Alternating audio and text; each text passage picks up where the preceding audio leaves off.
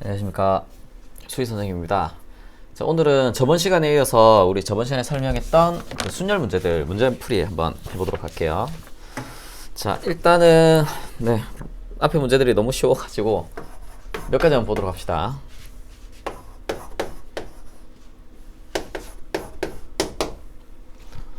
자, 뭐 3P3 이제 이런 3P2 이런 거 이제 구하라는 얘기인데, 얘는 3부터 1씩 작아지면서 2개 곱하는 거 아닙니까, 그죠? 그래서 3 곱하기 2 이렇게 될 거니까 답은 6이 될 거고요. 얘는 6부터 1씩 작아지면서 3개를 곱하는 거니까 6 곱하기 5 곱하기 4 이렇게 돼서 2 곱하면 30이니까 120. 얘는 7부터 1씩 작아지면서 1개 곱하는 거라서 그냥 7이 된다는 걸 알 수 있겠네요, 그죠? 뭐 어려운 건 아니고요. 그냥 수식적으로 이런 수식을 의미한다 라는 것만 좀 체크하시기 바랍니다. 이번에는 11명의 축구 선수 중에서 5명을 뽑아서 승부차기를 하는 방법에 대해서 구하라는 거고요. 그 뭐 5명 뽑아서 승부차기 할 건데, 승부차기 당연히 처음에 누가 차고, 두 번째 누가 차고, 세 번째 누가 차고, 이게 중요하지 않습니까, 그죠? 그래서 하나, 둘, 셋, 넷, 다섯. 자, 5명을 뽑아서 할 건데요. 예를 들어서 뭐 11명의 축구 선수들이 A, B, C, D, E, F 해서 이렇게 쭉 가서 11명이 있다고 합시다. 그러면 뭐 제가 그때도 얘기했지만 순열 문제 같은 경우에는 여기에 집어넣을 때 이 자리들의 특성이 다 달라야 되거든요. 그래서 이 문제가 순열인지 아닌지를 구분하는 방법은 여기에 A를 넣고 여기에 B를 넣는 경우랑 여기에 B를 넣고 여기에 A를 넣는 위의 경우랑 밑의 경우가 같은지 다른지를 확인해 주시면 됩니다. 맨 처음에 A가 차고 두 번째에 B가 차는 거랑 맨 처음에 B가 차고 그 다음에 A가 차는 건 분명히 다르죠, 그죠? 맨 처음 또 차는 거는 부담이 더 되겠죠, 그죠? 근데 아무튼 그래서 이렇게 이제 생각을 했을 때 위에 거랑 밑에 게 다르니까 자리를 바꾼 거에 대해서 카운팅을 해줘야 됩니다, 그죠? 그렇게 되면 이게 순열 문제가 될 거고요. 아니면 뭐 이렇게 하셔도 돼요. A가 제일 앞자리에 오는 경우랑, 아니면 A가 여기에 자리가 있는데 두 번째 자리에 오는 경우랑, 그러니까 A가 첫 번째 차는 경우랑 A가 두 번째 차는 경우 아닙니까, 그죠? 아니면 세 번째, 네 번째, 다섯 번째 오는 경우, A가 첫 번째 자리나 두 번째 자리나 아니면 세 번째나 네 번째나 다섯 번째 오는 자리가 전부 다르잖아요, 그죠? 상황이. 그러면 이 자리들의 자리적 특성이 다른 거기 때문에 이 문제는 무슨 문제가 된다? 순열 문제가 된다. 이렇게 이제 생각해 주시면 돼요. 그러면 아니면 이렇게 이제 생각해 주셔도 됩니다. 이게 이제 순열 문제니까 그냥 결론적으로 답은 11P5다. 이렇게 이제 생각해 주셔야 되고요. 아니면 여기에 넣을 수 있는 사람이 11명 중에 하나, 그 다음 여기는 한 명을 제외한 10명 중에 하나, 여기는 또 한 명을 제외한 9명 중에 하나, 또 한 명 제외한 8명 중에 하나, 또 한 명 제외한 7명 중에 하나 될 거니까 11 곱하기 10 곱하기 9 곱하기 8 곱하기 7 하면 답이 나온다. 이렇게 생각해 주셔도 되겠네요. 아시겠죠? 그래서 이런 류의 특징을 가진 애들이 순열이다. 이거 좀 기억해 두시고요. 이번에는 20명의 회원 중에서 대표 한 명을 뽑을 거고요. 그 다음에 총무 한 명 뽑아야 됩니다, 그죠? 그럼 뭐 어렵지 않게 뭐 수명이 누군지는 모르겠지만 뭐 A, B, C 또 이렇게 있을 거 아닙니까, 그죠? 이렇게 쭉 있을 건데, A가 여기 오고 B가 여기 오는 경우랑 B가 여기 오고 A가 여기 오는 경우, 위의 경우랑 밑의 경우가 다릅니다, 그죠? 그러니까 순열이다 이렇게 생각하셔도 되고요. 아니면 A가 여기 자리에 오게 되면 A가 대표를 하는 거죠. A가 여기 자리에 오게 되면 A가 총무를 하는 겁니다, 그죠? A가 대표를 하는 거랑 A가 총무를 하는 건 분명히 다르죠, 그죠? 그래서 이 자리랑 이 자리의 자리적 특성이 다르기 때문에 이건 뭐다? 순열 문제다. 그래서 총 20명 중에 2명 뽑아서 줄 세우기를 하는 거랑 같으니까 10P이다. 이렇게 생각하셔도 되고, 아니면 여기 자리에 넣을 수 있는 사람은 20명 중에 하나. 여기 A가 들어갔다고 치면 여기는 A를 못 넣잖아요, 그죠? 그럼 여기 들어갈 수 있는 건 남은 19명 중에 하나다. 이렇게 생각해서 20 곱하기 19 이렇게 이제 생각하셔도 되겠네요. 뭐 아주 어려운 문제는 아니고요. 완전 기본 문제니까 그냥 이런 게 있구나 정도만 좀 체크하고 넘어갈 수 있도록 합시다. 자, 이번에도 뭐 간단한 문제네요. 자, 이제 계승, 팩토리얼에 대한 개념을 알고 있느냐, 이거에 대한 내용이고요. 6 팩토리얼은 6부터 1씩 작아지면서 1까지 곱하는 거 아닙니까, 그죠? 근데 요거 하나 좀 기억해 달라 그랬어요, 그죠? 6 팩토리얼은 1부터 5까지 곱한 거에다 6을 하나 더 곱하면 6 팩토리얼 되는 거 아닙니까? 근데 5 팩토리얼 얼마니까? 얘가 120이니까 여기다가 6을 곱해주면 얘는 720 해서 5 팩토리얼이 120인 거 좀 기억해 달라고 했습니다, 그죠? 이렇게 이제 푸시면 될 거고. 자, 봅시다. 분수꼴인데 약분이 되겠네요, 그죠? 얘는 1부터 4까지 곱한 거고요. 얘는 1부터 7까지 곱한 거니까 얘랑 약분을 하게 되면 1부터 4까지가 없어지겠네요, 그죠? 그럼 얘는 7, 그 다음 6, 그 다음 5 나오고 4부터는 사라지게 될 거니까 7 곱하기 6 곱하기 5. 그럼 이렇게 둘이 곱하면 30이니까 곱하면 210이다. 그냥 이렇게 이제 계산하면 되는 문제고요. 자, 6PO는 6부터 1씩 작아지면서 5개 곱하는 거 아닙니까, 그죠? 이렇게 5개를 곱하는 건데, 사실 여기에 1을 곱하든 곱하지 않든 결과가 어때요? 동일하죠, 그죠? 1은 곱해도 원래 자기의 모양이 바뀌지 않으니까. 그래서 이건 6팩토리얼의 같은 계산이라서 그냥 720이 나온다 생각하시면 되고요. 얘는 8부터 1씩 작아지면서 몇 개? 6개 곱해주면 됩니다. 그죠? 5, 4, 3 이렇게 되나요? 2, 4, 6이. 네, 이거 계산하면 되고요. 네, 계산 안 하겠습니다. 이거만 계산하면 결과 나옵니다. 하시면 되겠네요. 민주랑 현우를 포함해서 총 5명의 사람이 사진을 찍을 건데 일렬로 서서 사진을 찍을 거란 얘기죠. 그죠? 근데 문제 풀 때 민주랑 현우라고 적으면 너무 오래 걸리니까 이런 경우에는 그냥 A랑 B라는 문자로 바꾸는 게 조금 더 좋을 것 같아요. 그럼 A, B를 포함해서 5명의 사람이니까 문제는 이렇게 됩니다. 그죠? A, B, C, D 이렇게 5명의 사람이 있는데 이때 민주랑 현우가 이웃해야 된다는 얘기는 A랑 B가 뭐 해야 된다? 이웃해야 된다. 이렇게 이제 바꿔서 보면 조금 더 편하게 볼 수 있겠네요. 그죠? 무슨 문제입니까? 이웃하는 문제 아닙니까? 그죠? 이웃하는 문제는 뭘로 풀어줘야 된다고요? 네, 그룹화 시켜서 문제 풀어주시면 됩니다. 그죠? 그러니까 A, B를 묶어서 계산을 해주시면 되고요. A, B 묶어볼까요? 자, A, B를 묶으면 남은 애들 누굽니까? C, D가 남으니까 얘들은 몇 개의 그룹이냐면 얘들은 하나의 그룹이죠. 둘, 셋, 네 개니까 4개의 그룹을 줄 세우는 방법이네요. 그죠? 그럼 4개의 그룹을 줄 세우는 방법은 어쨌든 4개 자리에 들어가야 되니까 여기 넣을 수 있는 건 4개 중에 하나, 3개 중에 하나, 2개 중에 하나, 하나 중에 하나 이렇게 될 거고요. 일단 4개, 그러니까 뭐 여기서 4명의 사람을 줄 세울 거다. 4팩토리알. 5명의 사람을 줄 세울 거다. 5팩토리알. 그럼 당연히 4개의 그룹을 줄 세우는 것도 4팩토리알이 된다는 걸 알 수 있죠. 그래서 이걸 그리지 않고서도 4개의 그룹을 줄 세우는 방법이네. 4팩토리알. 먼저 이렇게 시작할 수 있어야 됩니다. 이런 간단한 계산은 좀 빠르게 해주셔야 되고요. 근데 줄을 설 때 A가 왼쪽에 서고 B가 오른쪽에 설 수도 있고요. 얘 둘이 자리 바꾸기 할 수 있죠. B가 왼쪽에 서고 A가 오른쪽에 설 수 있지 않습니까? 그죠? 그래서 얘들끼리 줄 세우는 방법 2팩토리알을 곱해주면 결과가 나온다는 걸 알 수 있겠네요. 그래서 이웃하는 문제는 그룹화로 풀어주시고요. 이웃하지 않는 문제는 뭐다? 이웃해도 되는 애들 먼저 줄 세워놓고 그 사이에 끼워 넣는 방식으로 계산을 해준다는 거 좀 기억해 주시기 바랍니다. 순열에서는 이웃하는 문제랑 이웃 안 하는 문제의 개념이 제일 중요해요. 좀 기억해 두시기 바랍니다. 다음으로 합시다. 자, 다음 문제 한번 볼게요. 5개의 문자 A, B, C, D 이렇게 5개가 있는데 A, C, E를 이웃하게 나열하는 방법 아닙니까? 그죠? 방금도 했네요. 그죠? 이웃하게 하는 경우에는 얘들을 뭐 하자? A, C, E를 묶자고 얘들이 하나의 그룹으로 묶여 들어가야 됩니다. 그럼 남는 게 B랑 D가 남겠네요. 그죠? 그럼 B랑 D가 남으니까 이 그룹은 몇 개가 됩니까? 3개의 그룹 아닙니까? 그죠? 그래서 3개의 그룹을 줄 세우는 방법은 3팩토리알 해주시면 되고요. 그러면 문제는 여기서 A, C, E로 줄을 설 수도 있고 A, E, C, C, A, E 뭐 이렇게 여러 가지로 줄 세울 수 있지 않습니까? 그죠? 그래서 이 그룹 내에서 얘들끼리 줄 세우는 방법 역시나 3명의 사람을 줄 세우는 방법은 3팩토리알입니다. 그죠? 그래서 그룹을 먼저 줄 세워놓고 그룹 안에 이제 있는 애들을 줄 세우는 방법을 곱해주면 된다는 거 앞에 문제에 이어서 동일한 문제가 되겠네요. 그죠? 자, 이번에는 BD가 무조건 양 끝에 와야 됩니다. 몇 개의 문자? 5개 문자 아닙니까? 그죠? 그럼 이 5개의 칸을 이제 배열을 해야 되는데 BD를 양 끝에 배열하는 방법은 이쪽 자리랑 이쪽 자리에 배열해야 되니까 여기에 BD가 올 수도 있고 아니면 DB가 올 수도 있겠죠. 아니면 이렇게 선택해도 됩니다. 그죠? 여기에 넣을 수 있는 문자가 몇 개 중에 하나? 2개 중에 하나. 여기 무언가를 넣었다면 B나 D나 무언가를 넣었다면 여기에 넣을 수 있는 건 남은 한 개 아닙니까? 그죠? 그래서 뭐 2P이다 이렇게 생각하셔도 되고 아니면 그냥 2 곱하기 1이다 이렇게 생각하셔도 동일한 결과가 나옵니다. 자, 그러면 여기에 이제 넣읍시다. 여기 2개랑 하나의 방법인데 항상 하고 나면 여러분이 적을 수 있는 2가지 방법 중에 하나를 적어 두시는 게 좀 편할 거예요. 그럼 이제 뭐 하면 된다? 양쪽에는 2개가 썼으니까 가운데 있는 3개만 줄 세우면 되는 거 아닙니까? 그럼 가운데 있는 3개의 문자를 줄 세우는 방법은 3팩토리알. 마찬가지로 여기 2개 중에 하나 중에 하나 넣었으면 여기에 3팩토리알 곱하면 된다. 위에 거나 밑에 거나 동일한 계산이란 걸 알 수 있겠네요. 그래서 굳이 항상 뭐 순열로 기호로 적을 필요는 없습니다. 그냥 이렇게 이제 해석해서 문제 풀어도 된다는 거. 네, 다음 문제 갑시다. 쉽네요, 그죠? 자, 봅시다. 7명의 기악 동아리, 7명으로 이루어진 기악 동아리가 있는데 발표회를 할 거래요. 그래서 이 7명 중에 연주자를 2명 뽑아서 연주하는 순서를 정하는 방법이 무엇이냐 이런 얘기네요. 그죠? 그럼 2명 뽑았으면 처음에 연주하는 사람이 있을 거고요. 그 다음에 두 번째 연주를 하는 사람이 있겠네요. 그죠? 첫 번째랑 두 번째. 그죠? 그러면 여기에 넣을 수 있는 사람이 몇 명 중에 하나입니까? 7명 중에 하나. 여기 넣을 수 있는 사람이 몇 명 중에 하나가? 그쵸. 남은 6명 중에 하나가 됩니다. 그죠? 처음 연주한 사람이 또 연주할 수는 없으니까. 그래서 역시나 순열 문제고 7P이다. 이렇게 생각하셔도 되고, 여기 넣을 수 있는 사람이 7명 중에 하나, 여기 남은 6명 중에 하나. 이렇게 이제 생각하면 됩니다. 그죠? 문제 쉽네요. 그죠? 그래서 이 순열 문제가 여기서 처음 배우는 게 아니라 우리가 중학교 때도 이미 배운 내용이라서 아마 순열이란 이름은 모르더라도 문제풀이는 크게 어렵지 않을 거예요. 그냥 풀어보시면 됩니다. 5개의 숫자 1, 2, 3, 4, 5가 있는데요. 서로 다른 3개의 숫자를 택해서 세 자리 자연수를 만들 때 200보다 작거나 400보다 큰 자연수를 골라야 됩니다. 그죠? 그럼 내가 이제 세 자리 자연수를 만들 건데요. 경우는 두 개죠. 200보다 작거나 400보다 큰 걸 찾아야 되니까 이렇게 생각할 수 있습니다. 그죠? 200보다 작아지려면 무조건 세 자릿수 중에 200보다 작으려면 100의 자리가 무조건 1이 되는 수밖에 없죠. 그죠? 100의 자리 0이 될 수는 없잖아요. 그죠? 그래서 100의 자리가 1인 경우에 만들 수 있는 숫자가 200보다 무조건 작게 나올 거고요.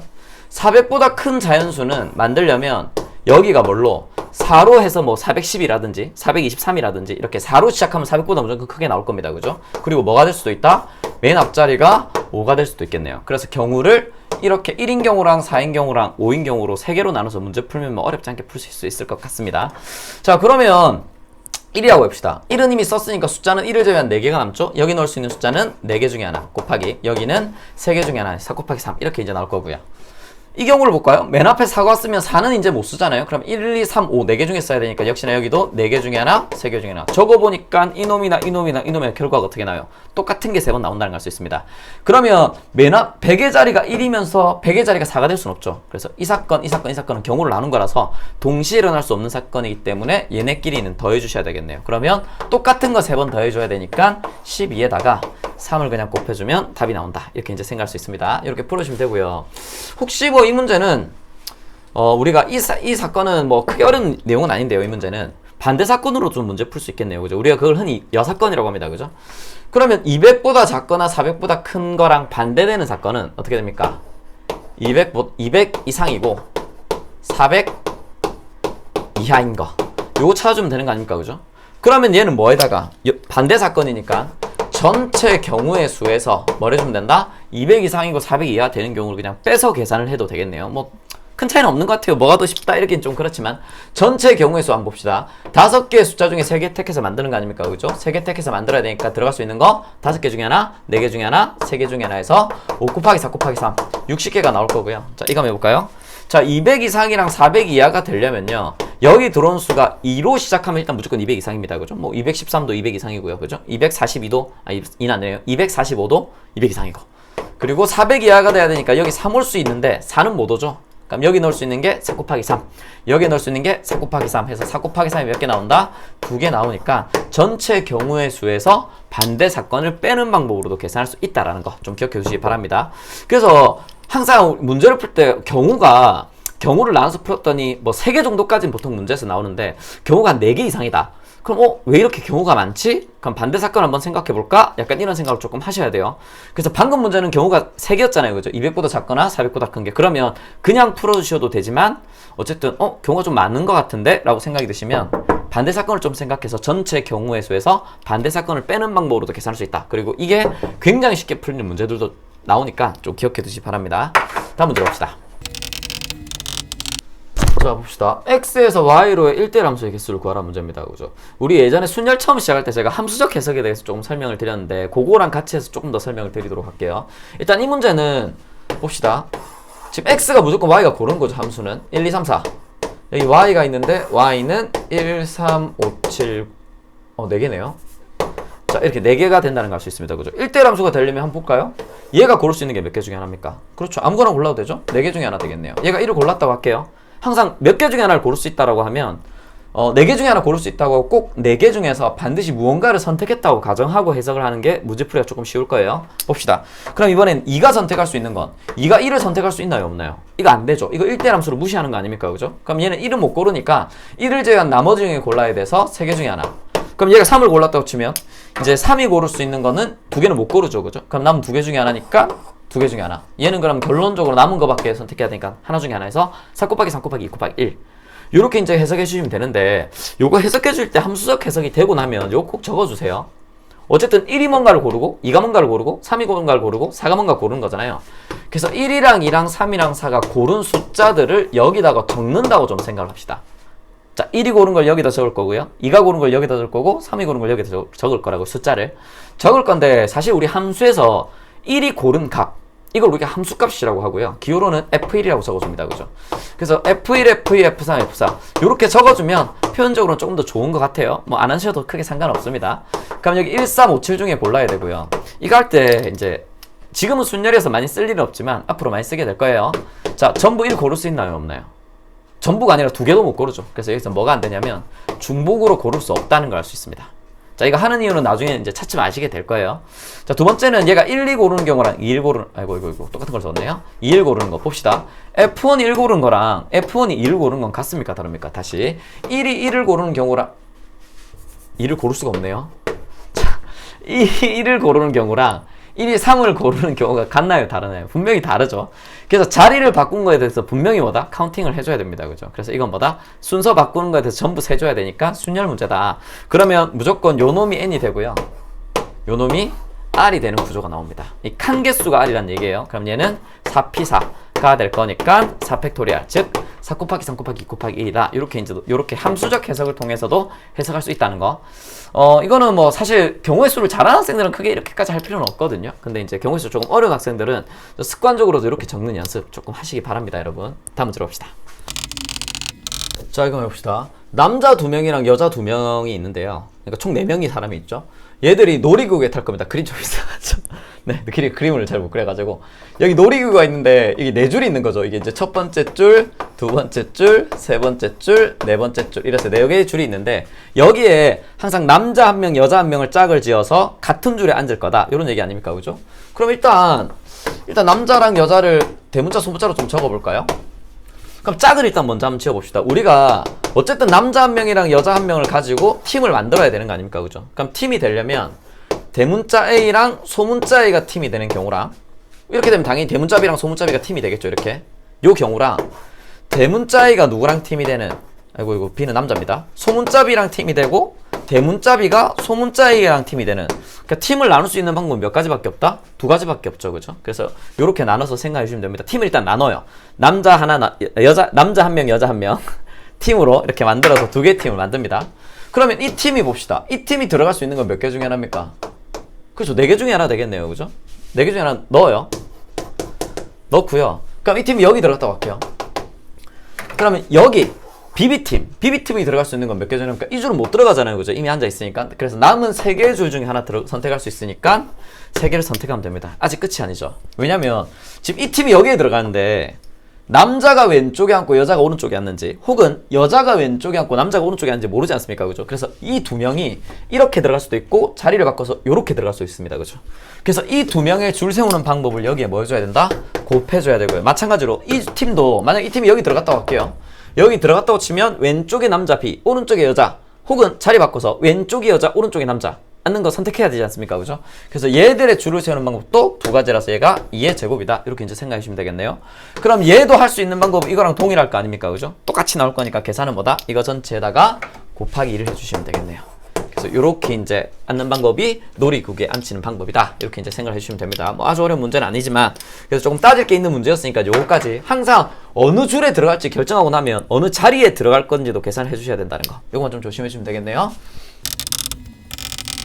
자, 이제 마지막 문제입니다. 제가 저번 시간에 숙제라고 하면서 냈던 문제인데, 예전에 수능 특강에 나왔던 문제라고 그랬죠. 그죠? 그래서 이게 뭐냐면 1층에서 4명의 사람이 탑니다. 1층에서 4명의 사람이 엘리베이터에 타서 이 4명이 이제 엘리베이터 타고 올라가면서 내려요. 그래서 1층에는 하차할 수 없고 2층부터 이제 내릴 거예요. 그래서 10층짜리 건물이니까 얘들이 내릴 수 있는 건 2층부터 10층, 즉 9개 층입니다. 그죠? 9개 층에 하차를 할 겁니다. 하차를 할 건데 한 층에는 한 명만 내릴 수 있고요. 그리고 이웃 한 층에는 내릴 수 없는, 이 문제 한번 어떻게 푸는지 한번 고민해보자, 이런 얘기를 했었습니다. 그죠? 이거 풀이 한번 들려드릴게요. 사실 이 풀이를 하려면 이제 저번 시간에 설명했던 얘가 이 풀이랑 굉장히 비슷합니다. 뭐냐면 자, 똑같은 7개 의자,